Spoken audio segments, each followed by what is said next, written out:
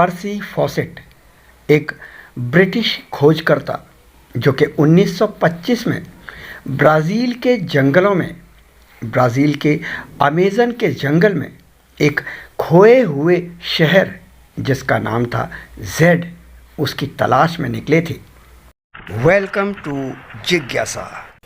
Channel को कर दें सब्सक्राइब, वीडियो को कर दें लाइक और ज्ञान बढ़ता है बढ़ाने से तो शेयर ज़रूर करें।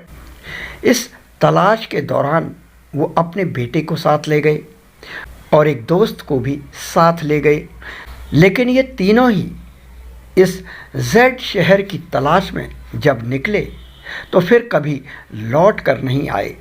ये तीनों इस धरती से गायब हो गए और कभी भी वापस देखे नहीं गए।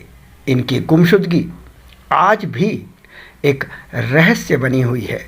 पियर्स हैरिसन फॉसेट, जिनको पर्सी फॉसेट के नाम से ज़्यादा जाना जाता है, 18 अगस्त 1867 को इंग्लैंड में पैदा हुए थे और इनका परिवार शिपिंग व्यवसाय से जुड़ा था और इंग्लैंड के अच्छे खासे लोगों में इनका नाम आता था।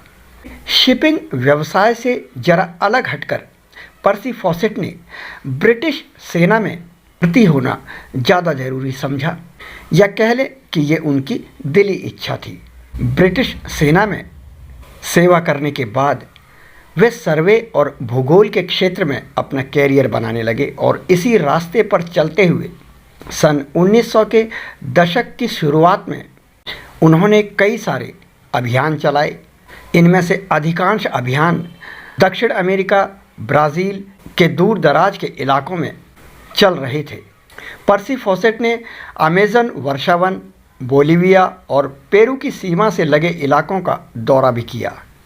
उनका मानना था कि माटो ग्रासो के जंगलों में एक खोया हुआ शहर जिसका नाम जेड है वो अभी भी उन्हें मिल सकता है, और इस खोज के लिए सन 1924 से पर्सी फॉसेट तैयारियां करने लगे। अपने बड़े बेटे जैक और दोस्त रैले रिमेल के साथ वो 20 अप्रैल 1925 को कुइबा से शिंगू नदी के ऊपरी इलाकों की ओर रवाना हो गए।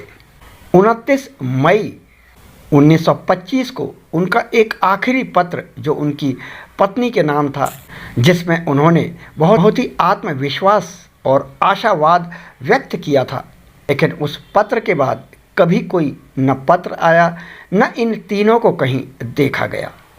इन तीनों का भाग्य जैसे जंगल की उस अभेद्य गहराई में खो गया था। जब इनका कोई पता न चला तो सन 1927 जनवरी 1927 में रॉयल ज्योग्राफिकल सोसाइटी ने इन तीनों को लापता घोषित कर दिया। अब तो ये रहस्य और भी गहरा गया था।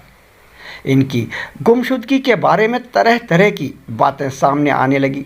कुछ लोगों ने कहा कि ये लोग भूख से मर गए, तो कुछ कहने लगे कि ये जंगल में रास्ता भटक गए या फिर बीमार हो गए। माटो ग्रासो जंगल के एक स्थानीय कबीले कला पोलो का ये कहना है कि उन्होंने 3 अजनबियों को कैंप फायर करते हुए देखा था, लेकिन उसके बाद उनका कोई पता न चला।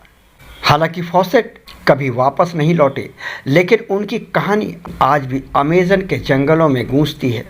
आज जो लोग या जो शोधकर्ता खोज करने जाते हैं या जंगल की यात्राओं पर जाते हैं, वो पर्सी फॉसेट से इंस्पायर ज़रूर होते हैं। पर्सी फॉसेट और उनके दोनों यानी उनके बेटे और दोस्त का गायब होना, इन तीनों का गायब होना एक अनसुलझी पहेली है जिसे आज तक सुलझाया नहीं जा सका है। ये खोजकर्ताओं और लेखकों को प्रेरित भी करता है। लॉस्ट सिटी ऑफ जेड को खोजने के अभियान के दौरान उनका गायब होना आज भी लोगों को विस्मित करता है। पर्सी फॉसेट और उनके बेटे और उनके दोस्त के गायब होने के पीछे अब एक और थ्योरी दी जा रही है कि पर्सी फॉसेट का इस जंगल में जाने के बाद ब्रिटेन लौटने का कोई इरादा नहीं था, और ऐसा इसलिए था कि संभवतः जंगल में ही किसी कबीले में या किसी जगह उन्हें कोई स्थानीय देवी मिल गई थी, जिसके आकर्षण में आकर पर्सी फॉसेट ने जंगल में रहने का ही विचार बना लिया। एक खोए हुए शहर जेड को ढूंढने गए पर्सी फॉसेट, उनके बेटे और उनके मित्र का आखिर हुआ क्या?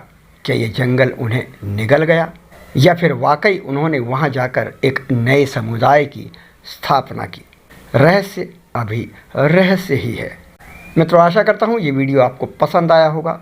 वीडियो को देते हैं यहीं पर विराम, लेता हूँ आपसे आज्ञा। फिर मिलता हूँ जिज्ञासा के अगले अंक में। नमस्कार।